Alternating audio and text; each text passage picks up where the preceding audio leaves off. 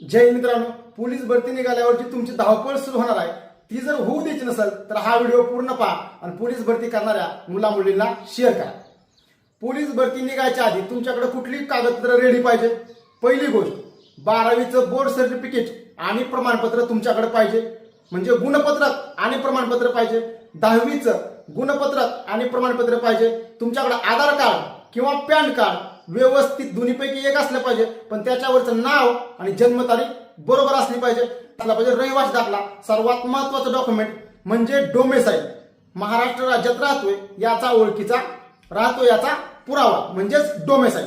त्यानंतर तुमची कास्ट कोणती आहे ती कास्ट सर्टिफिकेट तुझ्याकडे असली पाहिजे। जर कास्ट सर्टिफिकेट नसेल तर तुझा फॉर्म पडणार ओपन मधून, तिथं स्पर्धा जास्त असते।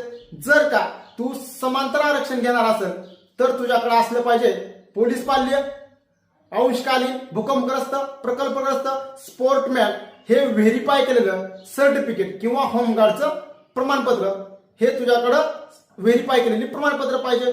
कॉलेजचा बोनाफाईड त्यावेळी तुला मिळतो।